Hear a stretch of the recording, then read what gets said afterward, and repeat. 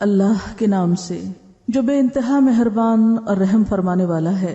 تعریف اللہ ہی کے لیے ہے، شکر اللہ ہی کے لیے ہے جو تمام کائنات کا رب ہے، نہایت مہربان اور رحم فرمانے والا ہے، روز جزا کا مالک ہے۔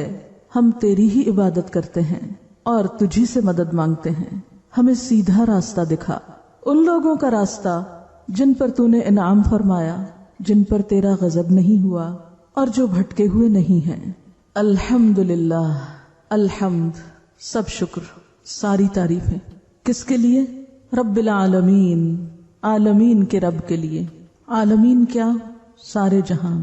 عالمین عالم سے، اور عالم علم سے۔ علم جس سے کوئی چیز جانی جائے، علم اور علم کا ایک ہی روٹ ہے، جس سے کسی چیز کے بارے میں جانا جائے، جس سے کسی کی پہچان ہو۔ تو عالمین پوری کائنات اپنے خالق کی پہچان ہے، اور رب جو اس پورے کارخانے کا، اس کائنات کا پیدا کرنے والا، عدم سے وجود میں لانے والا، اس کو چلانے والا، اس کو کمال تک پہنچانے والا ہے۔ کائنات کی ایک ایک چیز، ایک ایک نشانی پکار رہی ہے رب کی عظمت کو، اپنے پیدا کرنے والے کی بڑائی کا اظہار کر رہی ہے، ہر دیکھنے اور سننے والے کو غور و فکر کی دعوت دے رہی ہے کہ سوچو، غور کرو، کون ہے میرا بنانے والا، کون ہے مجھ کو تھامنے والا، کون ہے میرا چلانے والا، کون ہے جس نے مجھ میں یہ فائدہ رکھا۔ ایک ایک چیز اپنے رب، اپنے خالق، اپنے مالک، اپنے آقا کی عظمت کا اظہار کر رہی ہے کہ بہت بڑی ہے وہ ہستی، بہت عظیم ہے وہ جس نے یہ سب کچھ بنایا۔ اور حمد شکر کے لیے۔ شکر کیا ہے؟ نعمتوں کا اعتراف۔ یہ ساری کائنات جو انسان کی خدمت میں لگی ہوئی ہے، خواہ وہ تمام چیزیں انسان کے اپنے وجود میں ہیں یا وجود سے باہر ہیں، یہ ساری کی ساری اپنے پیدا کرنے والے کے آگے جھکی ہوئی ہیں۔ انسان جب ان ساری نعمتوں کی طرف توجہ کرتا ہے، جب اس کے دل میں یہ احساس جاگتا ہے کہ میں دیکھ سکتا ہوں، اللہ نے مجھے آنکھ دی ہے، ایک عظیم الشان معجزہ ہے میرے پاس اللہ کا کہ میرے جسم کا ایک حصہ دیکھنے کے قابل ہے، میرے یہ کان سنتے ہیں، میرے منہ میں ایک گوشت کا ٹکڑا بولنے کے قابل ہے۔ تو جتنا زیادہ انسان ان نعمتوں پر غور کرتا ہے، ان کو نعمت مانتا ہے، ان نعمتوں کے پانے کے احساس سے سرشار ہوتا ہے، جتنا زیادہ وہ اس بات کا اعتراف کرتا ہے کہ میرے رب نے یہ سب کچھ مجھے دیا ہے، اتنا ہی زیادہ شکر گزار ہوتا ہے۔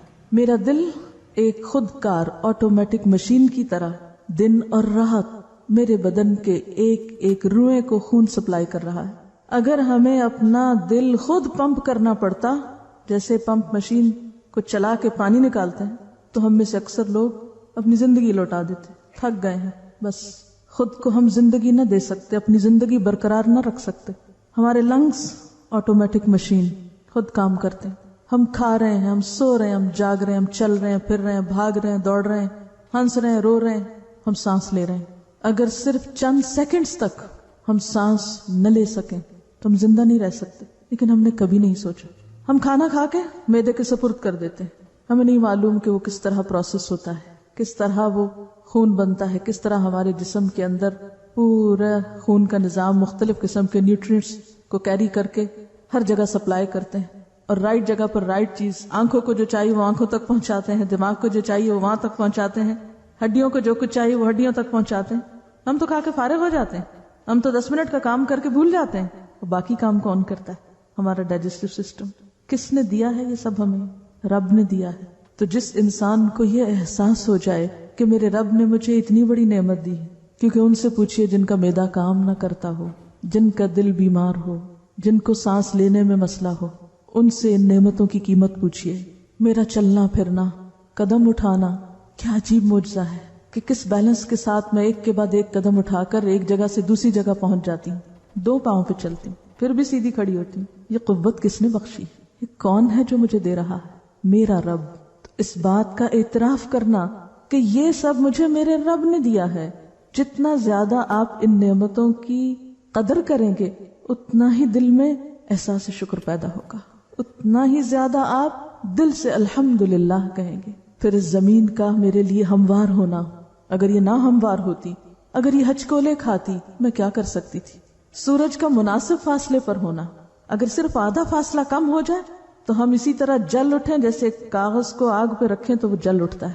اور اگر یہ موجودہ فاصلہ دگنا ہو جائے تو ہر چیز ٹھہر کے رہ جائے، جم جائے، زندگی کے نشان ختم ہو جائے. یہ ہوا کا چلنا کتنی نرمی کے ساتھ ہر جگہ سے گزر جاتی ہے، غیر محسوس طریقے سے، نہ ہمیں سوتے ہوئے ڈسٹرب کرتی ہے نہ جاگتے ہوئے. یہ کس نے بنائی؟ یہ کون ہے جو ہواؤں کو بھیجتا ہے؟ یہ اللہ ہے جو ہوائیں بھیجتا ہے. یہ موسموں کا بدلنا، یہ اس مٹی میں سے میری خوراک کا نکلنا، پہاڑوں کے اندر خزانوں کا نسل در نسل انسانوں کے لیے چھپا کر رکھنا، محفوظ کر دینا. اگر اللہ تعالیٰ سونے کو پہاڑ کے اندر رکھنے کی بجائے پہاڑوں کو سونے کا بنا دیتے تو کیا بچتا آئندہ نسلوں کے لیے؟ یہ رنگا رنگ معدنیات کا زمین کے اندر چھپا کے رکھ دینا، تمام انسانوں کی ضروریات پورا کرنے کے لیے، اور نہ صرف انسانوں کی، بے شمار حیوانات کی جو اس زمین پر بستے ہیں، ڈائریکٹلی یا انڈائریکٹلی انسان ہی کو فائدہ پہنچانے کے لیے. یہ سب کچھ کس نے بنایا؟ کون ہے دینے والا؟ وہ اللہ. تو اس بات کو مان لینا کہ یہ سب کچھ اللہ ہے کرنے والا. یہی ہے دراصل الحمدللہ، الحمدللہ رب العالمین. اور پھر اتنا کچھ دے کر بھی میری نافرمانیوں اور نااعترافیوں کے باوجود وہ مجھ پر مزید رحمت کرتا چلا جا رہا ہے. الرحمن، بہت ہی مہربان، الرحیم، بار بار رحم کرنے والا. رحمت ہی رحمت، کیونکہ یہ سب کچھ جو مل رہا ہے یہ اس کی رحمت ہی کی وجہ سے مل رہا ہے. یک طرفہ رحمت. وہ یہ نہیں دیکھتا کہ کون مجھے مانتا اور کون نہیں مانتا، وہ یہ نہیں دیکھتا کہ کون میرا نافرمان ہے اور کون فرما بردار ہے. وہ یکساں طور پر سورج کی روشنی کو سب کے لیے عام کر رہا ہے، یکساں طور پر سب کے لیے ہوا بھیجتا ہے، یکساں طور پر سب کے لیے رزق فراہم کرتا ہے. رحمان کے سوا کوئی نہیں جو یہ کام کرے. الرحمن الرحیم. تو میں اس کی شکر گزار کیوں نہ ہوں، میرا دل اس کی محبت میں سرشار کیوں نہ ہو، اور میری زبان پر اس کا نام پھر کیوں نہ آئے. اور شکر کی حقیقت یہی ہے، اگرچہ مقام اس کا دل ہے، شکر کا مقام دل ہے، شکر ابھرتا دل سے ہے، لیکن پھر وہ چھا جاتا ہے انسان کے سارے اعمال پر. اس کی زبان بھی پھر شکر گزار ہوتی ہے ذکر کے ذریعے، اور اس کا بدن اس کی اطاعت میں لگ جاتا ہے، اس کا مال اس کی خاطر خرچ ہوتا ہے، اور اسی طرح اس کی طاقت اور صلاحیت سب کچھ اسی کی راہ میں لگ جاتی ہے. وہ ساری قوتوں اور توانائیوں کے ساتھ اس کو خوش کرنے کے لیے سرگرم عمل ہو جاتا ہے، اس یقین کے ساتھ کہ ایک دن آئے گا میرا مالک مجھے میری ان کوششوں کا بدلہ دے گا. مالک یوم الدین، بدلے کے دن کا مالک. وہ صرف اس دنیا میں ہی انسانوں پر رحمت نہیں کر رہا ہے، اس دنیا میں ہی نعمتوں کو عام نہیں کر رہا، بلکہ انسان کی ان کوششوں کا بدلہ دینے والا ہے. اس نے انعام کا دن رکھا ہے کہ جو شکر گزار ہوں گے ان کو پھر مزید انعام دوں گا. دنیا میں تو رحمت عام کر ہی رہا ہوں، قیامت کے دن خصوصی رحمت سے نوازوں گا. الرحمن الرحیم مالک یوم الدین. اس روز ساری بادشاہت اس کے ہاتھ میں ہوگی. الملک یومئذ للہ، پورے انصاف کے ساتھ خود سب کا فیصلہ کرے گا. تو جو بندہ اپنے رب کو پہچان جائے، اس کی رحمت کا اعتراف کرے، اس کے وعدوں پر یقین رکھے، تو اس کا طرز عمل پھر کیا ہوتا ہے؟ ایاک نعبد، میں بھی پھر صرف تیرا ہی ہوں، میں بھی پھر صرف اور صرف تیرا ہوں. اونلی یورس، یورس اونلی، دونوں طرح سے. ہم یہ لفظ کس کے لیے لکھتے ہیں؟ جنہوں نے ہمارے لیے کچھ نہ کیا. کبھی اللہ کے لیے بولا تنہائی میں، اکیلے میں، یا رب یورس اونلی، یا اونلی یورس، کوئی شریک نہیں تیرا، سب کچھ تو نے دیا، یہ دوسرے کہاں سے شریک ہو گئے تیری عبادت میں؟ تو ایاک نعبد، صرف تیری ہم عبادت کرتے ہیں. وایاک نستعین، اور صرف تجھ سے ہم مدد چاہتے ہیں، کیونکہ تو نے سب کچھ بنایا ہے، ہر چیز تیرے اختیار میں ہے، پوری کائنات تیرے تابع ہے، سب چیزوں کو تو کنٹرول کر رہا ہے، سب کے دل تیرے ہاتھ میں ہیں، سب انسان تیری طرف لوٹ کے جانے والے ہیں، لہٰذا میں کسی اور کی طرف کیوں دیکھوں؟ میں صرف تیری ہی طرف کیوں نہ دیکھوں؟ میں صرف تجھی سے کیوں نہ مانگوں؟ وَإِيَّاكَ نَسْتَعِينُ، صرف تجھ سے ہم مدد چاہتے ہیں، کسی اور پہ میں ڈیپینڈ نہیں کرتی، کسی اور پہ میرا بھروسہ نہیں، میرا بھروسہ، میرا توکل، میرا سب کچھ میرے رب کے پاس. لیکن یہ عبادت ہوتی کیا ہے؟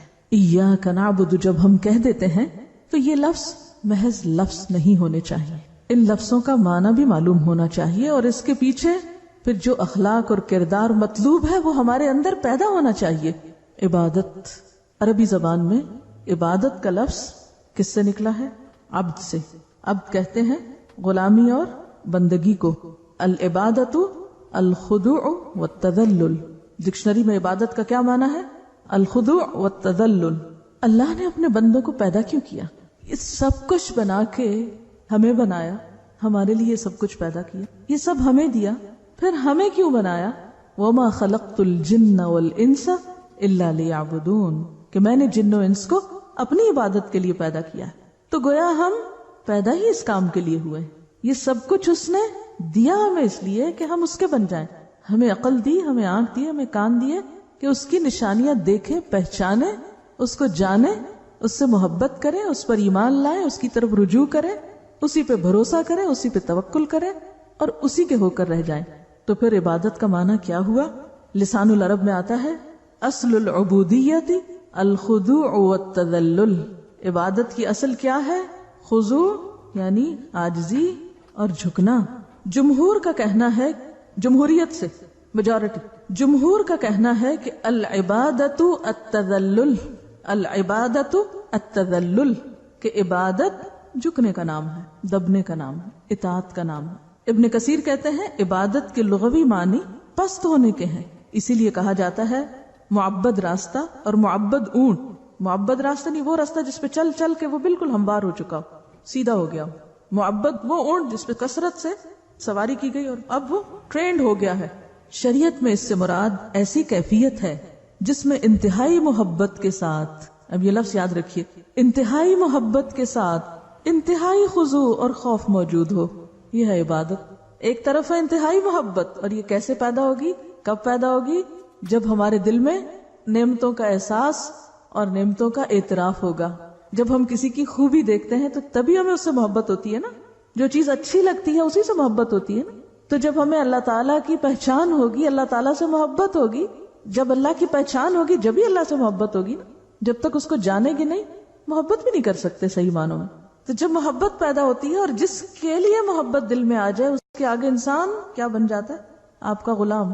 محبت کرنے والے عموماً اسی قسم کے ایکسپریشن استعمال کرتے ہیں. خادم، غلام، یہ بالکل نیچرلی آتا ہے. اس کے بعد اس کا ریزلٹ ہے کہ جس چیز سے آپ متاثر ہیں، جس کو آپ اپنا محسن سمجھتے ہیں، جس کی نعمتوں کا آپ اعتراف کرتے ہیں، جس کی خوبیوں کا آپ اعتراف کرتے ہیں، اسی کے لیے حمد ہوتی ہے. جس کی خوبیوں کا اعتراف، حمد کیا؟ خوبیوں کا اعتراف، نعمتوں کا اعتراف. جس کی قدرتوں پہ حیران ہیں آپ، دل آپ کا سرشار ہے، آپ اس کے آگے خود بخود جھک جائیں گے. تو انتہائی محبت کے ساتھ انتہائی عاجزی اور خوف، کیونکہ جس سے محبت ہوتی ہے اس کے بارے میں ڈر بھی لگتا ہے. کیا؟ ناراض نہ ہو، وہ نہ ناراض ہو، اور جو مرضی ہو وہ نہ ناراض ہو. میں اس کو ناراض نہیں کر سکتا. فلاں کا مجھ پہ بہت احسان ہے، میں اسے ناراض نہیں کر سکتا. میں فلاں کو بہت چاہتا ہوں، میں اسے ناراض نہیں کر سکتا. یہ محبت کا تقاضا ہے. کہ یہ کس قسم کی محبت ہے؟ کیا محبت کے بھی دعوے کریں اور الٹا ایسے کام کر رہے ہیں جس سے آپ دوسرے کو ناراض کریں، اسے پریشان کریں. امام ابن تیمیہ کہتے ہیں کہ عبودیت کا لفظ جو ہے اس میں کمال الذل اور کمال الحب جمع ہے. محبت کی بھی آخری منزل کمال اور عاجزی کا بھی کمال، آخری درجے تک جھک جانا، انتہائی محبت کے ساتھ جھکنا، یہ ہے عبادت. یعنی ایک طرف محبت کا آخری درجہ والذین آمنوا اشد حبا للہ، اور دوسری طرف آخری حد تک جھک جانا، کسی بات میں کوئی اعتراض ہے ہی نہیں. سمعنا واطعنا، اس لیے کہ ہم مانتے ہیں کہ آپ سب سے بڑے ہیں، سارے کمالات آپ کے ہیں، ساری اچھی صفات آپ کی ہیں، پھر آخر کیا چیز مجھے روکے ہے کہ میں اللہ کے آگے نہ جھکوں. تو قرآن پاک میں اس کیفیت کے لیے کچھ الفاظ استعمال ہوئے. اس عاجزی کی کیفیت کو ظاہر کرنے کے لیے کچھ الفاظ آتے ہیں، جن میں ایک ہے خشیت، ڈرنا. خوف کے لیے لفظ خشیت استعمال ہوتا ہے.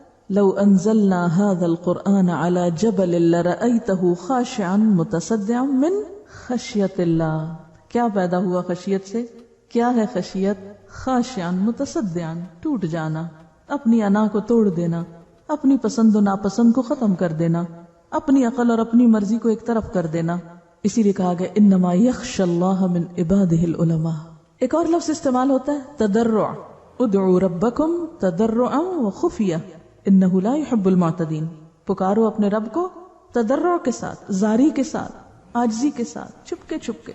सूरत अल-आराफ में आता है वज़्कुर रब्बका फी नफ्सिका तदर्रुअन व खीफतन, याद करो अपने रब को अपने दिल में जारी के साथ और चुपके चुपके। हम क्या करते हैं, बस पुकार पुकार के रब को याद करते हैं, और कब होती है वो कैफियत कि हम दिल में जारियां कर रहे हैं, फरियादें कर रहे हो, अंदर से पुकार रहे हैं उसको, तन्हाई में पुकार रहे हैं उसको। कभी करके तो देखे कैसे सुनता है, आप सोच नहीं सकते। वो दूर नहीं है, कमी हमारे पुकारने में, हम सिर्फ अल्फाज दोहराने को पुकारना समझते। तो इबादत क्या करती है इंसान के अंदर, खशियत लाती, झुकना सिखाती, इंसान का दिल नरम होता है, जारी लाती, फरियादें करता है इंसान अंदर से अपने रब को पुकार पुकार के। एक और लफ्ज आता है इख्बात, सूरत हूद आयत 23 में आता है इन्नल्लज़ीना आमनू व आमिलुस्सालिहाति व अख़बतू इला रब्बिहिम उलाइका अस्हाबुल जन्नह हुम फीहा खालिदून। बेशक वो लोग जो ईमान लाए और जिन्होंने अच्छे काम किए और अपने रब की तरफ झुक गए। अख़बतू इला रब्बिहिम, आग के धीमा होने को कहते हैं खबत, कुल्लमा खबत ज़िदनाहुम सईरा। जब आग धीमी होने लगेगी तो हम और ज्यादा उसको भड़का देंगे। तो आग के जलने को ज़हन में लाइए कि जब शोले भड़क रहे होते हैं तो किधर को जा रहे होते हैं, वो ऊपर को जाते हैं, और जब धीमी होती है आग तो किधर को जाते हैं, Aahista Aahista down to earth, down to earth. इसको कहते हैं इख्बात, डाउन टू अर्थ होना, धीमा होना, आजिज़ी होना, इसको कहते हैं इबादत। तो इन्नल्लज़ीना आमनू व आमिलुस्सालिहाति व अख़बतू इला रब्बिहिम, और ये धीमापन और ये आजिज़ी और ये झुकना, ये जारी सारी अपने रब के सामने, या अल्लाह तेरा हुक्म आ जाए, मैं कुछ नहीं, मेरा दिल चाहे या ना चाहे, मेरी मर्जी हो या ना हो, मैं मानने को तैयार हूं। एक और लफ्ज आता है इनाबत, व अनीबू इला रब्बिकुम व अस्लिमू लहू मिन क़ब्ल अन यअतियकुमुल अज़ाबु थुम्मा ला तुनसरून। और रुजू करो अपने रब की तरफ, पलट आओ अपने रब की तरफ और उसके आगे झुक जाओ, इससे पहले कि तुम्हारे पास अजाब आ जाए, फिर तुम मदद न किए जाओ। तो इबादत क्या है, पलट आना। गलती हो गई, भूल गए, फिर क्या करें, वापस आ जाए, इससे पहले कि पकड़ हो जाए। और खुशू का लफ्ज तो वैसे ही आता है कुरान पाक में, अल्लज़ीना हुम फी सलातिहिम खाशिऊन। फिर इसी तरह कुनूत का लफ्ज भी आता है, कुनूत, क़ुमू लिल्लाहि क़ानितीन। कुनूत में भी झुकना होता है, अल्लाह के आगे कैसे खड़े हो, नमाज में कैसे खड़े हो, जमीन पे कैसे चलो। व इबादुर रहमानिल्लज़ीना यमशूना अलल अर्दि हौनन हौनन, आस्तिकी से, कोई अकड़ नहीं।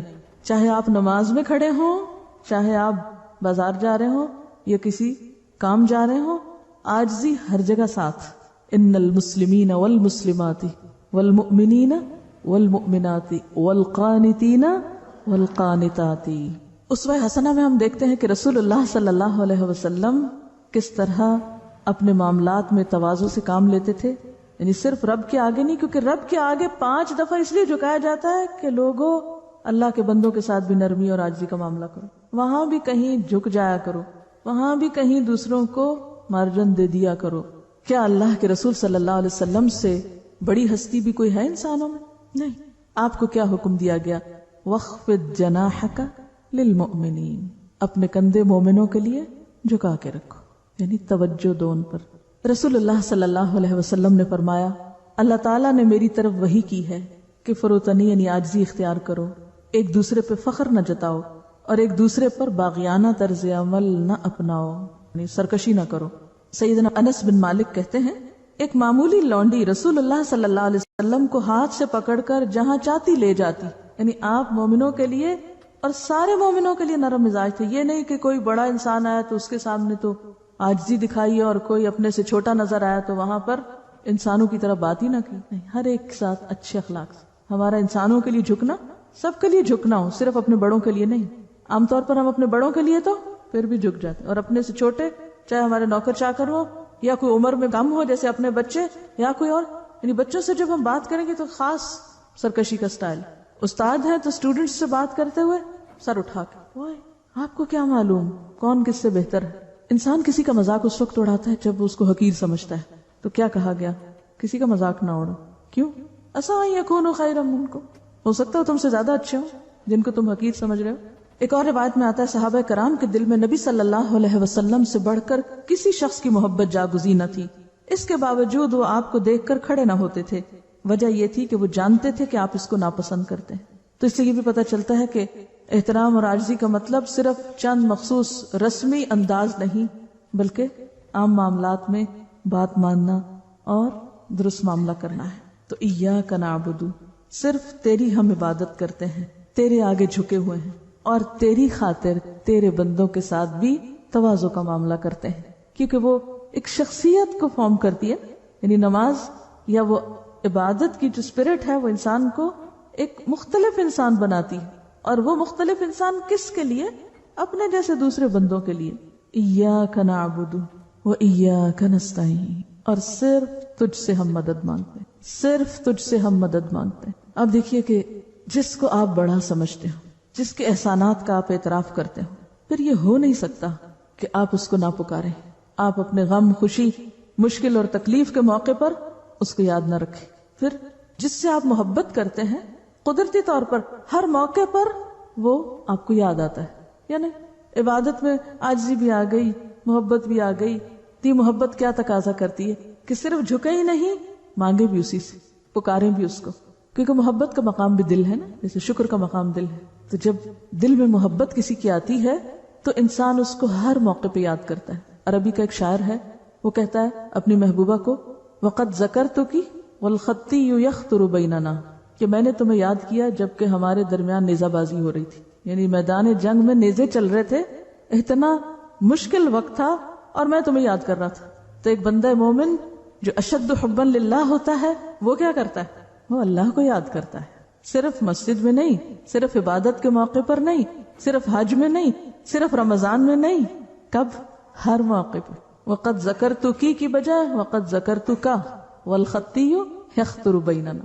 کوئی جنگ ہو یا امن ہو، سکون کی حالت ہو یا پریشانی کی حالت ہو، دھیان اسی کی طرف لگا رہے. بات یہ کہ جب ہم عاجزی اختیار کرتے ہیں تو ہمیں یہ احساس ہوتا ہے ہم بہت کمزور ہیں، ہم انڈسپینسیبل نہیں ہیں، ہم کمزور ہیں. اور کمزور کو تو مدد چاہیے ہوتی ہے یا نہیں؟ چاہیے ہوتی ہے.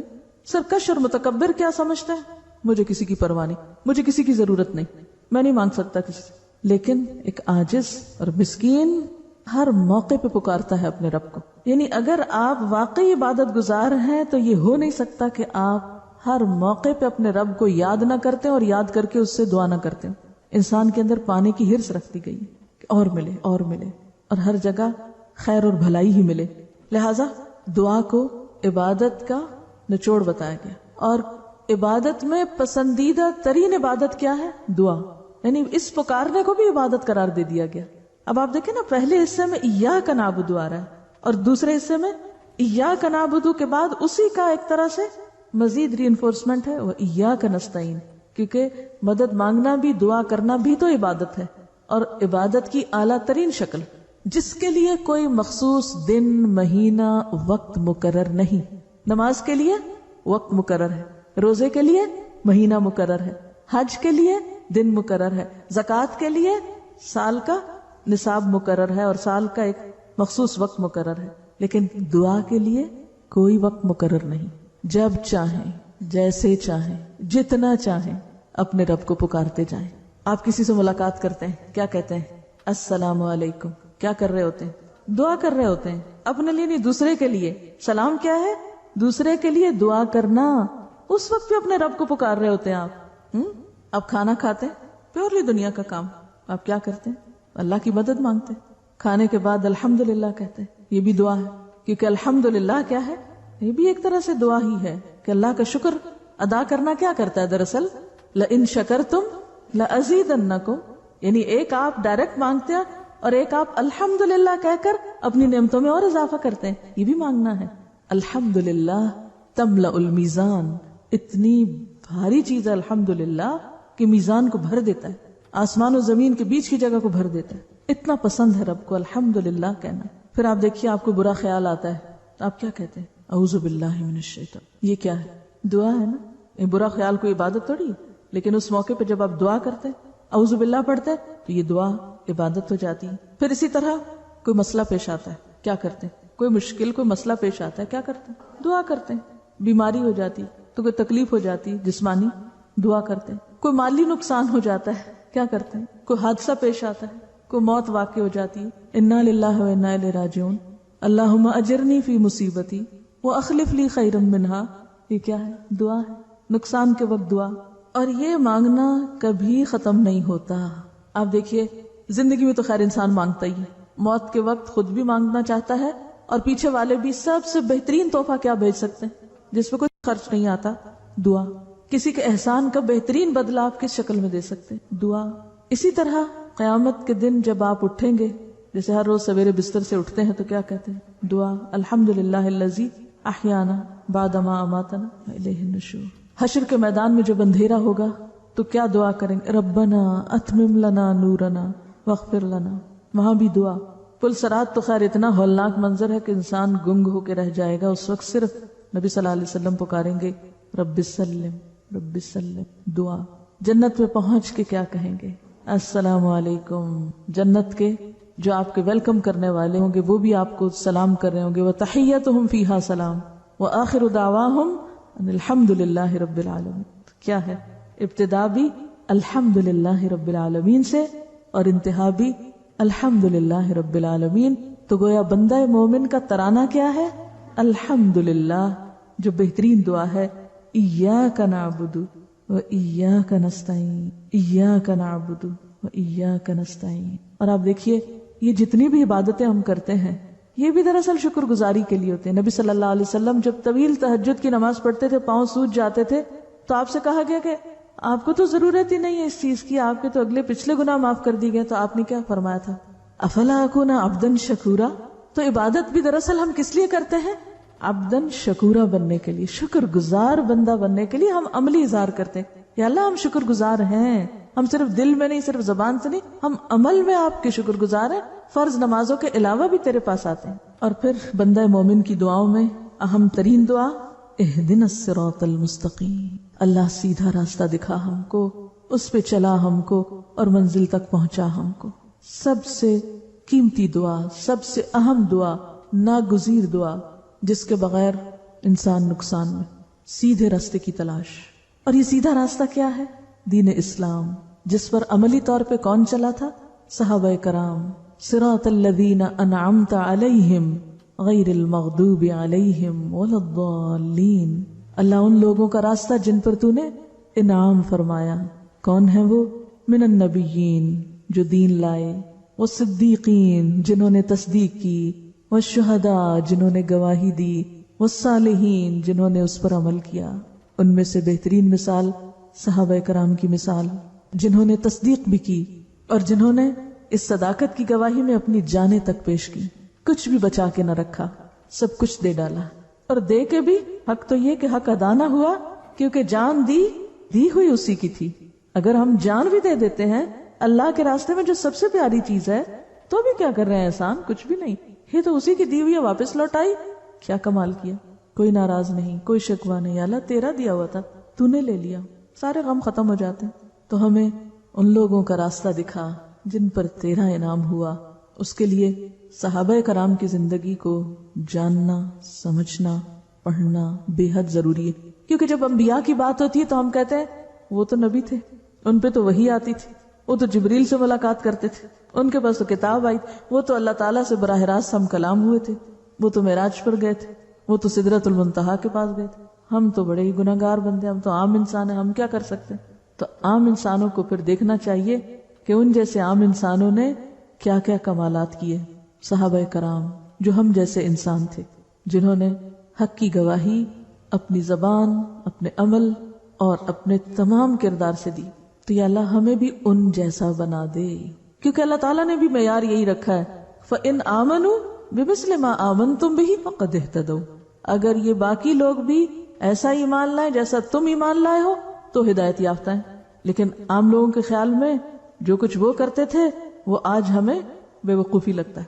اسی لیے وَإِذَا قِيلَ لَهُمْ آمِنُوا كَمَا آمَنَ النَّاسِ، جب ان سے کہا جاتا ہے ایسے ایمان لاؤ جیسے الناس ایمان لائے، یعنی صحابہ کرام، قَالُوا أَنُؤْمِنُ كَمَا آمَنَ السُّفَهَاءُ، ہم ایسا ایمان لائے جیسے یہ بے وقوف لوگ لائے ہیں ایمان.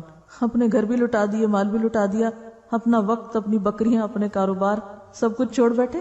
صراط الذین انعمت علیہم، ان لوگوں کا راستہ جن پر تو نے انعام کیا. انعام کس کو اچھا لگتا ہے؟ انعام کوئی ہے جس کو انعام اچھا نہ لگے؟ انعام، پرائز ونر. ایوارڈز، کتنا فخر کرتے ہیں. تو ایک ایوارڈ اور ایک پرائز اور ایک انعام تو آپ کو دنیا میں ملتا ہے جو آپ کے مرنے کے ساتھ بے وقت بے قیمت ہو جاتا ہے، اور ایک وہ ہے جو اللہ رب العزت کی طرف سے ملتا ہے. تو جن کے حق میں اللہ فیصلہ کر دے، رضی اللہ عنہم ورضوا عنہ، اللہ ان سے راضی ہو گیا، یہ ہے سب سے بڑا انعام. ایسی کوشش، ایسی جد و جہد جس کے نتیجے میں اللہ راضی ہو جائے، اس چیز کے لیے یکسو ہو جانا کہ میرے کسی بھی کام اور کوشش کا مقصد لوگوں کی رضامندی نہیں کہ یہ خوش ہو جائے مجھ سے، وہ راضی ہو جائے، وہ نہ ناراض ہو جائے، وہ نہ مجھے کچھ کہہ دے. لوگوں کا ڈر نہیں، لوگوں کی رضامندی نہیں، اللہ کی رضا. اور اللہ کی رضا میں اگر کوئی ناراض ہو بھی جائے اور انسان صبر کر لے تو ایک وقت آتا ہے اللہ اس کو بھی راضی کر دیتے. اور اگر بندوں کو راضی کرنے میں رب کو ناراض کر دے تو بڑے گھاٹے کا سودا ہے. غیر المغضوب علیہم، ان کا نہیں جن پہ غضب ہوا. غیر المغضوب علیہم، صحابہ کرام کا راستہ تو چاہیے، مغضوب علیہم کا نہیں چاہیے. اللہ کا غضب کس پر ہوتا ہے؟ اس پر ہوتا ہے جس کے پاس علم ہو پھر وہ عمل نہ کرے. جو کتاب والا ہو، اہل کتاب ہو، پڑھا لکھا ہو، سب جانتا ہو، لیکن اس کا عمل اس کے مطابق نہ ہو.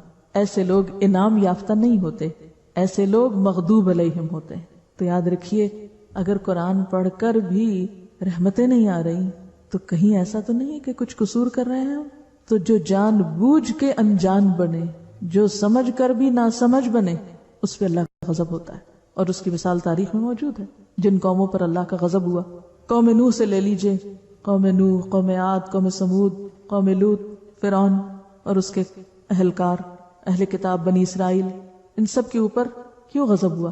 پچھلی قومیں اللہ کے غضب سے تباہ ہوئی نا، کیوں غضب ہوا ان پر؟ تو غضب اس پر ہوتا ہے جس کے پاس پیغمبر آئے، جس کے پاس کتاب آئے، جس کو ہدایت کا راستہ بتا دیا جائے اور وہ سب جان بوجھ کے پھر کچھ نہ کرے، عمل نہ کرے. یہ جتنی بھی قومیں قرآن پاک میں جن کا ذکر آتا ہے ان پہ تباہی آئی، اللہ کا عذاب آیا، ان کا قصور کیا تھا؟ کیا وہ جانتے نہ تھے؟ ما کننا معذبین حتی نبعث رسولا، ہم عذاب نہیں دیتے کسی کو جب تک رسول نہ بھیج دیں، لیکن جب رسول آ جاتا ہے پھر نہ لوگ مانے، پھر پکڑ آتی. ولضالین، ہمیں بھٹکنے والوں کا راستہ بھی نہیں چاہیے، ہمیں نہیں بھٹکنا. اور بھٹکنے والے کون ہوتے ہیں؟ جاہل، جن کے پاس علم نہ ہو اور کوئی انہیں بتایا کہ ہم نہیں مانتے، اپنے پاس ہی رکھو. دال کون ہوتا ہے؟ گم راہ. راستہ کون گم کرتا ہے؟ آپ کب بھٹکتے ہیں؟ کسی کے گھر جا رہے ہیں کب بھٹکتے ہیں؟ جب صحیح پتہ نہیں ہوتا کہ کدھر کو جانا ہے کدھر کو مڑنا. ڈائریکشنز لے کے نہیں چلتے. ہم میں سے اکثر لوگوں کا حال یہ کہ ڈائریکشن لے کے نہیں چلتے گھر سے. ہم کہتے ہیں وہ پوچھ لیں گے کسی سے. عام زندگی میں ہم یہی کرتے ہیں، دین کے معاملے میں بھی ہم کہتے ہیں ہم پتہ ہے سب کچھ. یہ کہنا کہ مجھے سب پتہ ہے، یہ کس چیز کی علامت ہے؟ جاہل ہونے کی. جو یہ کہے کہ میں سب جانتا ہوں وہ سب سے زیادہ لا علم ہے. یہ جہالت کی علامت. کیونکہ علم والے تو جتنا علم آتا جاتا ہے اتنا ہی ان پہ لا علمی کھلتی جاتی ہے کہ ہم کیا جانتے ہیں. وہ اپنی لا علمی کا اعتراف کرتے جاتے ہیں، اور لا علمی کا اعتراف کرنے والے علم حاصل کر پاتے ہیں. جو لا علمی کا اعتراف نہ کرے وہ آگے نہیں سیکھ سکتا. جو اپنے آپ کو عالم سمجھ لے وہ آگے نہیں بڑھ سکتا. اسی لیے ہمیں کیا کہا گیا؟ ہمیشہ طالب علم رہو، مہد سے لحد تک طالب علم رہو. تو دال بھٹکنے والے وہ ہوتے ہیں جو جہالت کی بنا پر انکار کرتے ہیں، یعنی پتہ نہیں اور مانتے بھی نہیں. تو یا اللہ نہ تو ہمیں ویسا بنا کہ جنہیں پتہ ہے اور نہیں مانتے، اور نہ ایسا بنا کہ جنہیں پتہ ہی نہیں اور پھر نہیں مانتے. عام طور پر جب ہم مغضوب علیہم اور ضالین کو دو خانوں میں بانٹ دیتے ہیں، اس سے مراد یہود، اس سے مراد نصارہ، پھر ہم ان کو الگ کر کے خود آرام سے بیٹھ جاتے ہیں. نہ ہم وہ ہیں نہ وہ ہیں، کوئی فکر کی بات نہیں. کیا ہماری اکثریت لا علمی کا شکار نہیں؟ مسلمان معاشروں کی اکثریت لا علمی کا شکار نہیں؟ اور پھر ایٹیٹیوڈ کیا ہے؟ جب کچھ بتایا جاتا ہے تو کیا کہتے ہیں؟ ہاں، سننا بھی نہیں چاہتے نا، جاننا بھی نہیں چاہتے، ماننا ہی نہیں چاہتے. تو کیا پھر ہم بھی لا علموں کے راستے پہ چلیں گے؟ جدھر وہ جا رہے ہیں ادھر ہم بھی چلیں گے؟ چلو تم ادھر کو ہوا ہو جدھر کی. نہیں، اللہ نہیں، ادھر نہیں جانا ہمیں تو ان لوگوں کے راستے پہ جانا ہے، ان جیسے کام کرنے جن پہ تیرا انعام ہوا، جن سے تو راضی ہو گیا. ہمارے ہیروز، ہمارے آئیڈیل وہ لوگ ہیں، یہ عوام الناس نہیں. لیکن پریکٹیکلی عملی زندگی میں ہم کیا کر رہے ہیں؟ کس کو فالو کر رہے ہیں؟ صحابہ کرام کو یا لوگوں کی بھیڑ کو؟ وہ فلاں جگہ ایسی شادی ہوئی میں نے بھی ایسے کرنی، فلاں ایسے کپڑے پہنتا ہے مجھے بھی یہی پہنے، فلاں یہ کھاتا ہے مجھے بھی یہ. ایک آنکھیں بند کر کے دوڑ جاری ہے، ریٹ ریس، بے سوچے سمجھے. کیوں کرتے ہو یہ؟ سبھی ایسا کرتے ہیں. اب میں ان سب کو چھوڑ کے ایک الگ راستہ اختیار کروں؟ ایک دفعہ اور تلاوت سنیے. اچھا، سنتے وقت آپ پتہ کیا کیجئے؟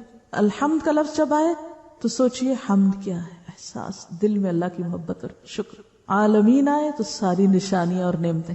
الرحمن الرحیم آئے تو اس کے ساتھ ہی پیچھے. مالک یوم الدین آئے تو قیامت کے دن کا احساس. کہ بدلہ ملنا ہے سارے عمل کا. پھر ایاک نعبد ہے تو عبادت کیا ہے؟ خضوع اور تذلل، عاجزی اور جھکنا. اور ایاک نستعین آئے تو دعا، پکار، ہمیشہ پکارنا. اہدنا الصراط المستقیم آئے، صراط مستقیم پہ کیا کرنا؟ دین کا راستہ. اور پھر صراط الذین انعمت علیہم آئے تو صحابہ کرام، انبیاء اور شہداء کا راستہ. غیر المغضوب علیہم آئے، سرکش اور متکبر لوگوں کے راستے سے پناہ، کہ سب کچھ جان کے بھی جو انجان ہوئے. اللہ پناہ میں رکھے ایسے عالموں سے جو سب کچھ جان کے کچھ عمل نہیں کرتے. ایسے لوگ ہوتے ہیں نا زمین پر، پی ایچ ڈیز، علماء، فضلاء، معلوم نہیں کتنے کتنے ٹائٹل، اور حالت یہ ہے کہ اللہ کی پناہ، چھوٹی چھوٹی دین کی باتوں پر عمل کرنا بھی ان کے لیے پہاڑ ہے. اپنے آپ کو علامہ سمجھتے ہیں لیکن عمل کے میدان میں فیل ہے. ایسے سرکشوں سے ہمیں بچا، اور نہ ہمارے وہ آئیڈیل. کیونکہ عام طور پہ ہم پتہ کیا کرتے ہیں، لوگوں کو دیکھے فلاں بھی تو اتنا جاننے والا ہے اور وہ بھی یہ نہیں کرتا، میں کیوں کروں؟ وہ پڑھا لکھا نہیں، وہ فلاں اتنے بڑے مفتی صاحب ہیں، اتنے بڑے علامہ ہیں، اتنے بڑے اسکالر ہیں، وہ نہیں کچھ غلط کر سکتے، لہٰذا وہ یہ کہہ رہے ہیں تو میں نے بھی یہی کہنا ہے. یہ بھول جاتے ہیں کہ وہ بھی ایک انسان ہے. تو عموماً ہم دین والوں کو حجت بنا لیتے ہیں، ان کو تو پتا ہے یہ بھی ایسے کر رہے ہیں تو کیا ہوا، ہم نہیں کر سکتے، ہمارے لیے کیوں منع ہے؟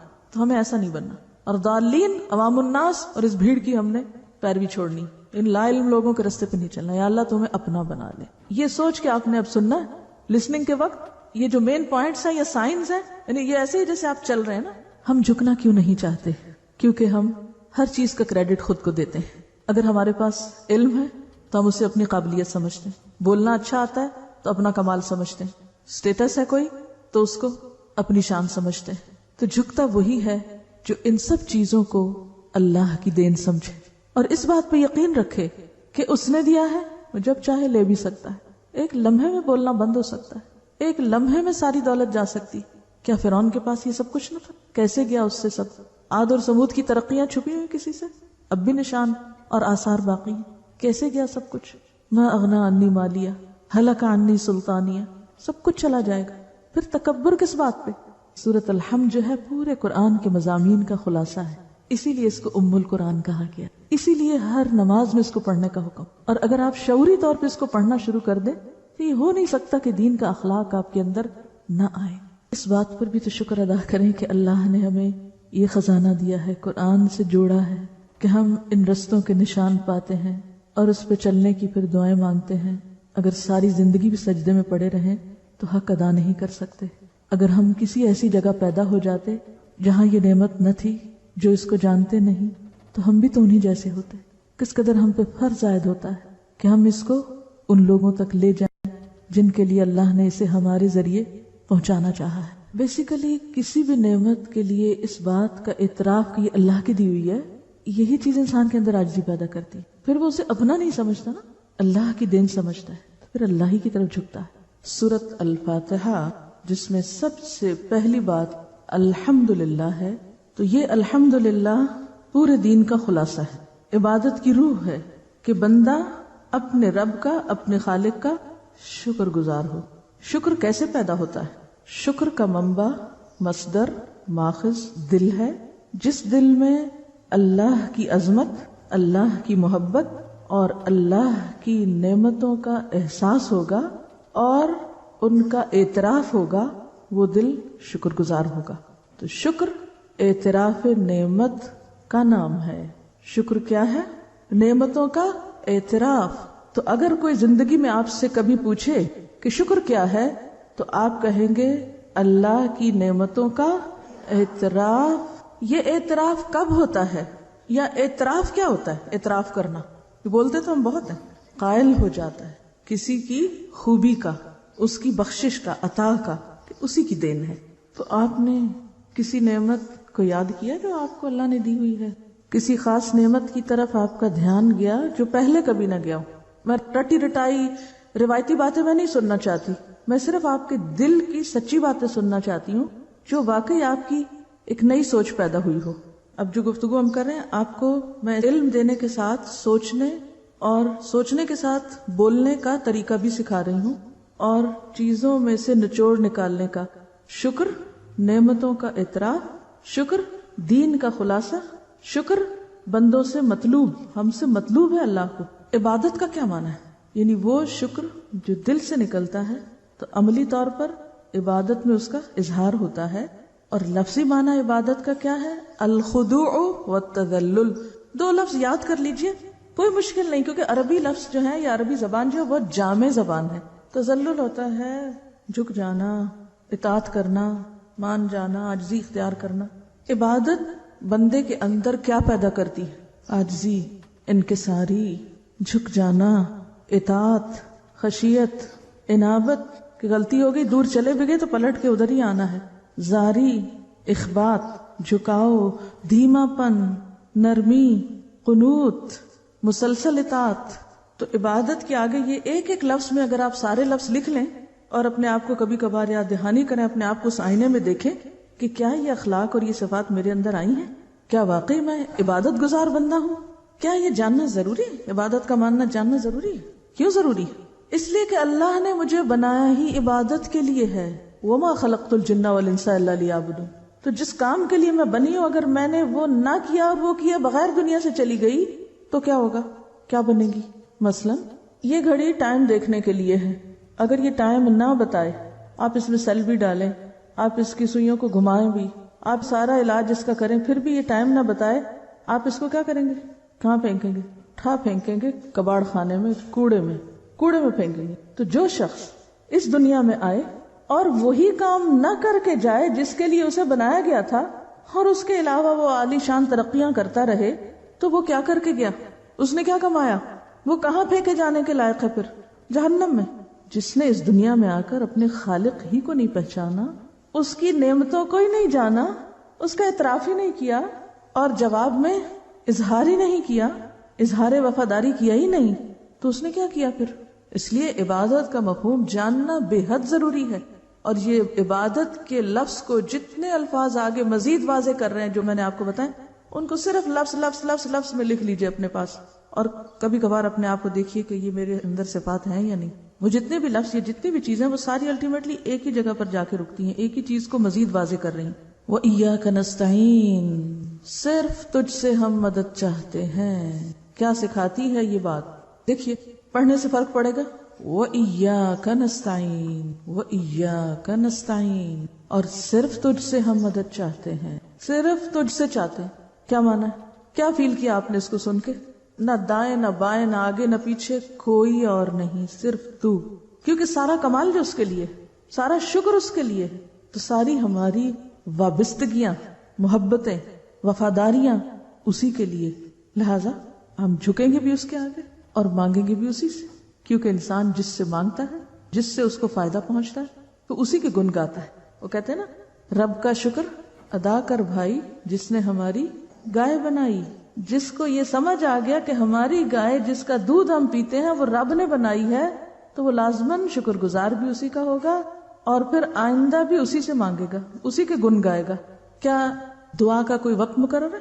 کب کب مانگ سکتے ہیں؟ دعا عبادت کا اعلیٰ ترین مقام ہے، لیکن اس کے لیے کوئی مخصوص وقت یا مخصوص فارم یا مخصوص جگہ نہیں بتائی گئی کہ صرف وہی مانگ سکتے ہیں یا صرف اس وقت مانگ سکتے ہیں. ہر وقت اور ہر لمحہ اور ہر موقع پہ مانگ سکتے ہیں. اس سے پتہ چلتا ہے کہ ہمارا دین صرف مخصوص جگہوں یا خانوں یا علاقوں کے لیے نہیں ہے یا اوقات کے لیے، وہ اللہ اور بندے کے درمیان دائمی اور مستقل رشتہ ہے، لمحے لمحے کا تعلق ہے، کیونکہ لمحے لمحے انسان اللہ کا محتاج ہے. یا ایھا الناس انتم الفقراء الی اللہ. تو جو خود کو فقیر سمجھتا ہے، خود کو محتاج سمجھتا ہے، پھر وہ اپنے سے برتر رب عظیم سے مانگتا چلا جاتا ہے. اہدنا الصراط المستقیم. صراط مستقیم کیا ہے؟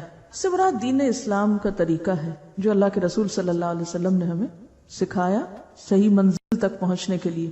کیونکہ اس کی ڈیفینیشن آگے آ رہی، صراط الذین انعمت علیہم، ان لوگوں کا طریقہ زندگی یا لائف سٹائل جن پر تیرا انعام ہوا. مغضوب علیہم کون ہے؟ جن پہ اللہ کا غضب ٹوٹا. کیوں ٹوٹا؟ کہ انہوں نے جان بوجھ کر پھر اللہ کی نافرمانی کی. اور اس سے مراد وہ ساری قومیں ہیں جن پر دنیا میں عذاب آیا، غضب ٹوٹ پڑا، آ گیا غضب. والضالین، ضال کون ہوتا ہے؟ راہ گم کیے ہوئے. گمراہ نہیں کہیں، کیوں؟ جب ہم گمراہ کہہ دیتے ہیں تو پھر کیا ہوتا ہے؟ جب ہم روایتی لفظ بولتے جاتے ہیں نا، پھر وہ لفظ اپنی روح کھو دیتے ہیں، اپنا مفہوم کھو دیتے ہیں، پھر ہم ان کو سوچ کے نہیں بولتے. اگر میں کہوں گی گمراہ تو آپ کسی ایسے بھٹکے ہوئے انسان کو ذہن میں لا کے فلاں گمراہ. جب میں کہوں گی راہ گم کیے ہوئے تو فرق ہو جائے گا نا. بات وہی ہے لیکن احساسات فرق ہو جائیں گے. یعنی آپ دیکھیں میں بولتی ہوں محسوس کیجئے اس وقت صرف گمراہ, راہ گم کیے ہوئے, دونوں میں کیا فرق؟ میں نے بولا گمراہ, فلاں گمراہ ہے, فلاں راستہ کھو چکا ہے.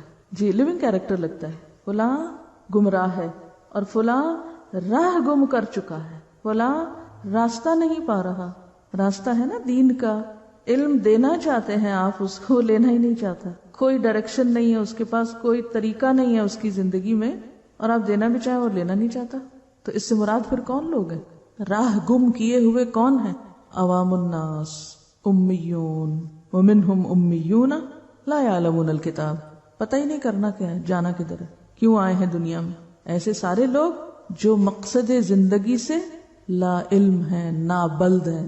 تو ہم ہر روز کیا دعا مانگتے ہیں کہ اللہ ہمیں ماسز والا, میجورٹی والا, اور جس پر اکثریت ہے وہ رانی چاہیے, وہ چاہیے جو انبیاء, شہداء, صدیقین اور صالحین کا راستہ ہے, وہ چاہیے. تو اس طرح آپ کا رشتہ اور تعلق کن سے جا جڑتا ہے؟ انہی سے جا جڑتا ہے. پھر آپ اسی کی دعا مانگتے ہیں الحقنی بالصالحین. آپ ان کی محبت میں روتے ہیں, آپ ان کے نقش قدم کو فالو کرتے ہیں, آپ ان کو اپریشیٹ کرتے ہیں, آپ ان کی خدمات کا بھی اعتراف کرتے ہیں. تو گویا ہمارا دین ایک طرف ہمیں اللہ کی نعمتوں کا اعتراف سکھاتا ہے اور دوسری طرف ہمیں بندوں کی خیر و بھلائی اور ان کے اچھے کاموں کا اعتراف بھی سکھاتا ہے. لیکن بخیل کبھی اعتراف نہیں کرتا. جس کا دل چھوٹا ہے نہ وہ اللہ کی نعمتوں کو اپریشیٹ کر سکتا ہے اور نہ وہ کسی اچھا کام کرنے والے کو اپریشیٹ کر سکتا ہے. بخل ہے نا اس کے دل کے اندر. تو اس طرح آپ دیکھیے کہ ایک بندہ مومن کی تصویر کیا بنتی ہے. وہ جس کا تعلق آسمان و زمین کے مالک سے, وہ جو آسمان و زمین کا مالک ہے, ایک طرف اس کا تعلق اس سے جا جڑتا ہے اور دوسری طرف وہ بندوں کے بیچ میں رہتے ہوئے ان بندوں کی اچھائیوں کا معترف ہے جو اللہ کے راستے پہ چلتے ہیں, ان کو اپریشیٹ کرتا ہے. وہ خدا کی معرفت بھی رکھتا ہے, وہ انسان دوست بھی ہے. یہی دو صفات انسان کو کیا بناتی ہیں؟ معتدل انسان بناتی. معتدل ایسی ہی چیز انسان کی زندگی میں اعتدال لاتی. واضح؟ تو آپ معتدل انسان کب بن سکتے ہیں؟ جب ایک طرف آپ کا تعلق اللہ تعالیٰ سے بھی درست بنیادوں پر استوار ہو اور دوسری طرف بندوں کے ساتھ بھی آپ حسد اور بغض اور تنگ دلی کا مظاہرہ کرنے والے نہ ہوں. مجھے اس طرح محسوس ہو رہا تھا, یعنی صراط المستقیم کو میں اس طرح ویژولائز کر رہی تھی کہ جیسے میں ایک سڑک پہ جا رہی ہوں, اس کے آگے آگے انبیاء, صحابہ کرام, تابعین, تبع تابعین اور پھر امت کے ایسے لوگ جا رہے ہیں, اور میں بھی اسٹرگل کر رہی ہوں کہ مجھے بھی اسی سڑک پہ جانا ہے جس پہ وہ جا رہے ہیں. وہ آگے جا رہے ہیں, مجھے ان کے پیچھے جانا ہے کیونکہ وہ صحیح راستے پہ جائے. مجھے آنکھیں بند کر کے نہیں چلنا, مجھے ادھر بھی نہیں جانا, مجھے ادھر بھی نہیں جانا. مجھے نہیں دیکھنا کہ دنیا کی میجورٹی کدھر جا رہی ہے یا فلاں کدھر جا رہا اور فلاں کدھر جا رہا. مجھے کسی سے کوئی غرض نہیں کون کدھر جا رہا. میری توجہ ساری کی ساری کدھر ہے؟ وہ جدھر وہ جا رہے ہیں انہی کے نقش قدم پر مجھے چلنا ہے, اسٹریٹ سیدھے. وہ آگے ہیں, ہم پیچھے ہیں, ہم انہی کے فالوورز. کبھی حیرت نہیں ہوتی آپ کو یہ پڑھ کے کہ اللہ تعالیٰ نے صراط مستقیم کو ڈیفائن کیسے کیا ہے؟ یعنی پہلے کہا کہ مانگو صراط مستقیم, پھر اس کو ڈیفائن کیسے کیا؟ پریکٹیکلی ڈیفائن کیا, یعنی پریکٹیکل ڈیمونسٹریشن کے ساتھ, کہ کوئی یہ نہ کہ مجھے تو پتہ ہی نہیں تھا میں نے کیا کرنا ہے. صرف یہ نہیں کہا کہ قرآن اور سنت کا علم کافی ہے, ان ہستیوں کے بارے میں جاننا بھی ضروری ہے جنہوں نے واقعی اللہ کے رسول صلی اللہ علیہ وسلم کی زیر نگرانی قرآن و سنت پر عمل کر کے دکھایا. واضح سمجھ آ گئی؟ اب کچھ اور شخصیتیں بھی دنیا میں بستی ہیں. اب اس آئینے میں دیکھنا ہے خود کو, ہم کدھر جا رہے ہیں. ٹھیک ہے, اس میں سب سے پہلے آپ دیکھیے کہ یہاں پر سورۃ البقرہ کی ابتدا میں متقین کے گروہ کا ذکر ہوا. یہ متقین اصل میں وہی لوگ ہیں جو انعمت علیہم ہیں. یہاں اب آپ دیکھیے کہ ان لوگوں کی کچھ عملی صفات بتا دی گئی کہ وہ کیا کیا کرتے ہیں. صراط مستقیم کو مزید عملی طریقوں سے واضح کیا جا رہا ہے, اور صرف ظاہری شیپ کے اعتبار سے نہیں بلکہ تقوی, دل کی کیفیت کے ساتھ اس کو جوڑا گیا ہے. تو پہلا گروہ متقین کا ہے. متقین کون؟ تقوی والے. تقوی کا تعلق کس سے ہے؟ دل سے. دوسرا گروہ کفار کا بتایا گیا. کفر کا تعلق بھی کس سے ہے؟ دل سے. اسی لیے اللہ تعالیٰ فرماتے ہیں ختم اللہ علی قلوبہم, ان کے دلوں پہ مہر لگا دی اللہ نے. دل بند ہے, ان کے دل نہیں کام کرتے, لہذا وہ حقیقت کو نہیں پاتے. اب تیسرا ایک گروہ ہے جو ان دونوں کے بیچ کا ہے، لا الہ اولائے ولا الہ اولائے، اور وہ ہے گروہ منافقین کا۔ منافقت کا تعلق کس سے ہے؟ دل سے۔